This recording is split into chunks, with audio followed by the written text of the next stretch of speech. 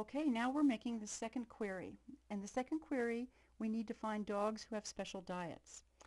And to do this, I'm actually going to show you a trick that we did not do in class, but I'll do it carefully and slowly so that you can see what I'm doing, and it will actually make this particular task a lot easier. This first query is a lot like, this second query is a lot like the first query because it has to find dogs, and I've already got a query that finds dogs. So instead of starting from scratch, I'm going to copy this query and then edit it. The dogs query is highlighted right here. I'm going to hit my right mouse button to get a list of options, and then I'm going to say I want to copy this query. If it looks like nothing happened, that's normal when you do the copy command. Now I'll right click down here at the bottom in the white clear area of the navigation pane and say I want to paste a copy. I'll click on paste, and I have to give this new query a name, and instead of calling it dogs, I'm going to call it special diet dogs, because that's what the instructions tell us to do. Only please don't type the way I type. You've probably noticed I've made a number of typos in these videos. Special diet dogs, I'll click OK. Now I have another query. All of a sudden, bingo, I've got another query, and now I just need to modify it. If I double click it, that will run it. This should look familiar to you. This is the way the last query resulted because we were looking for dogs. Now I need to go to Design View. I'll click the triangle, and instead of extra comments, all I need here is this special diet field. You may remember that I taught you in class to select a field.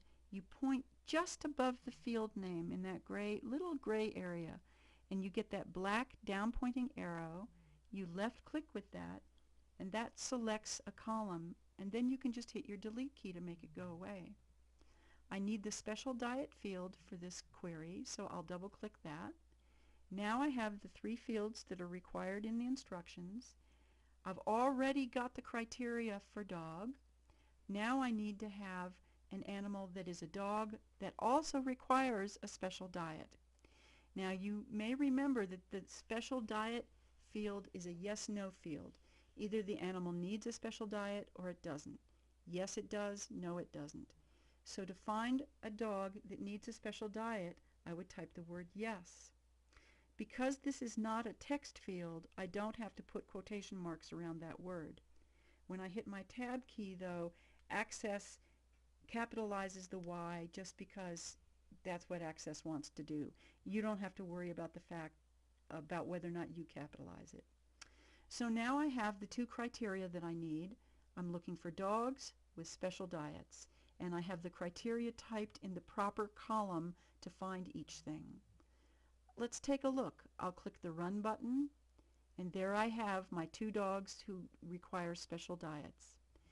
Because this query already has a name, I can simply click the Quick Access button, the Save button in the Quick Access toolbar. The query is saved with those criteria. If I close it, I can run it again and get the proper results. And just a reminder that when you save a query, you're not saving results, you're saving the question. So if our data changes, the results of the query will also change in a dynamic way to show us the current state of our data.